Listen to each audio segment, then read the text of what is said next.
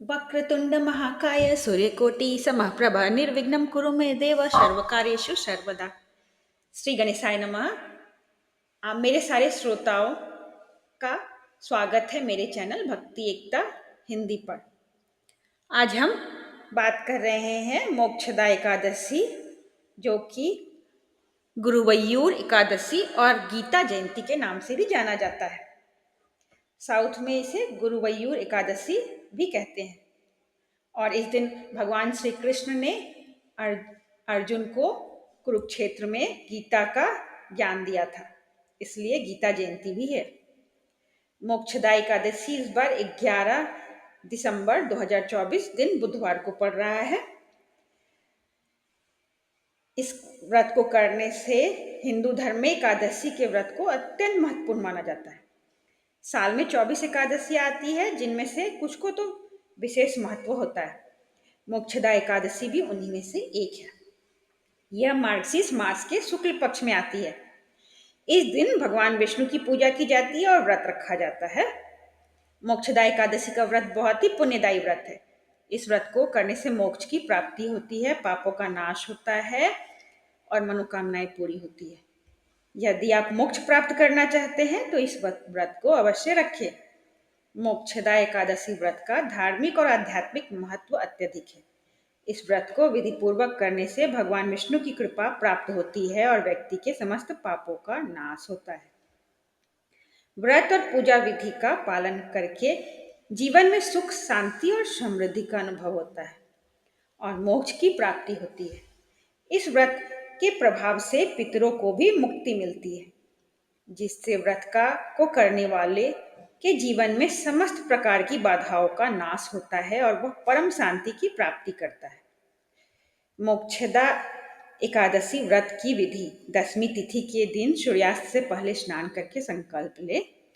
एकादशी के दिन ब्रह्म मुहूर्त में उठकर स्नान करे और भगवान विष्णु की पूजा करे। पूजा में धूप, दीप, नैवेद्य, फूल, फल आदि अर्पित करे। व्रत के दिन नमक, अन्न और तिल का सेवन ना करे। दवा का सेवन डॉक्टर की सलाह से करे।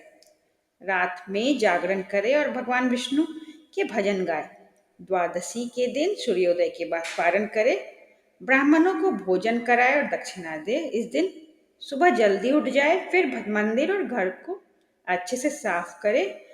पूरे घर में गंगा जल छिड़क ले। स्नान आदि से निवृत्त होकर व्रत का संकल्प ले। विष्णु जी को गंगा जल से स्नान कराए, फिर उन्हें रोली, चंदन, अक्षत आदि अर्पित करे। सबसे पहले भगवान गणेश की आरती करे, फिर विष्णु जी की आरती कर लक्ष्मी जी का भी आरती करे। एकादशी के अगले दिन द्वादशी को पूजन के बाद जरूरतमंद व्यक्ति को भोजन व दान दक्षिणा दे। इसके बाद ही भोजन करे और व्रत का पारण करे। मोक्षदा एकादशी व्रत पूजा की सामग्री है, वो आपके स्क्रीन पे मैं डाल रही हूँ। आप स्क्रीनशॉट लेकर सामग्री देख सकते हैं या स्क्रीन पॉज करके देख सकते हैं। अब सुनते हैं मोक्षदा एकादशी व्रत विधि, और मैं कब पारण करना है, कब एकादशी तिथि प्रारंभ हो रही है, उसका भी मैं आपके स्क्रीन पे डिटेल डाल दूंगी। अब सुनते हैं कथा। गोकुल नामक नगर में वैखानस नामक राजा राज्य करता था। उसके राज्य में चारों वेदों के ज्ञाता ब्राह्मण रहते थे। वह राजा अपनी प्रजा का पुत्रवत पालन करता था। एक बार रात्रि में राजा ने एक स्वप्न देखा कि उसके पिता नरक में हैं। उसे बड़ा आश्चर्य हुआ। प्रातः वह विद्वान ब्राह्मणों के पास गया और अपना स्वप्न सुनाया। उसने कहा, मैंने अपने पिता को नरक में कष्ट उठाते देखा है। उन्होंने मुझसे कहा, हे पुत्र, मैं नरक में पड़ा हूँ, यहाँ से तुम मुझे मुक्त कराओ। जब से मैंने ये वचन सुने हैं, तब से मैं बहुत बेचैन हूँ। चित्त में बड़ी अशांति हो रही है। मुझे इस राज, धन, पुत्र, स्त्री, हाथी, घोड़े आदि में भी कुछ भी सुख प्रतीत नहीं होता। क्या करूं? राजा ने कहा, हे ब्राह्मण देवता, इस दुख के कारण मेरा सारा शरीर जल रहा है। अब आप कृपा करके कोई तप, दान, व्रत आदि ऐसा उपाय बताइए जिससे मेरे पिता को मुक्ति मिल जाए। उस पुत्र का जीवन व्यर्थ है जो अपने माता पिता का उद्धार ना कर सके। एक उत्तम पुत्र जो अपने माता पिता तथा पूर्वजों का उद्धार करता है, वह हजार मूर्ख पुत्रों से अच्छा है। जैसे एक चंद्रमा सारे जगत में प्रकाश कर देता है, परंतु हजारों तारे नहीं कर सकते। ब्राह्मणों ने कहा, हे राजन, यहाँ पास ही भूत भविष्य वर्तमान के ज्ञाता पर्वत ऋषि का आश्रम है। आपकी समस्या का हल वे जरूर करेंगे। यह सुनकर राजा मुनि के आश्रम पर गया। उस आश्रम में अनेक शांत चित्त योगी और मुनि तपस्या कर रहे थे। उसी जगह पर्वत मुनि बैठे थे। राजा ने मुनि को साष्टांग दंडवत किया। मुनि ने राजा से कुशलता का समाचार लिया। राजा ने कहा, महाराज, आपकी कृपा से मेरे राज्य में सब कुशल है, लेकिन अकस्मात मेरे चित्त में अत्यंत अशांति होने लगी है। ऐसा सुनकर पर्वत मुनि ने आंखें बंद की और भूत विचारने लगे। फिर बोले, हे राजन, मैंने योग के बल से तुम्हारे पिता के कुकर्मों को जान लिया है।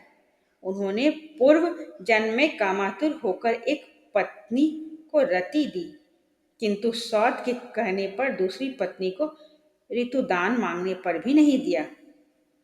उसी पाप कर्म के कारण तुम्हारे पिता को नरक में जाना पड़ा। तब राजा ने कहा, इसका कोई उपाय बताइए। मुनि बोले, हे राजन, आप मार्गशीर्ष एकादशी का उपवास करें और उस उपवास का पुण्य अपने पिता को संकल्प कर दे। इसके प्रभाव से आपके पिता की अवश्य ही नरक से मुक्ति होगी।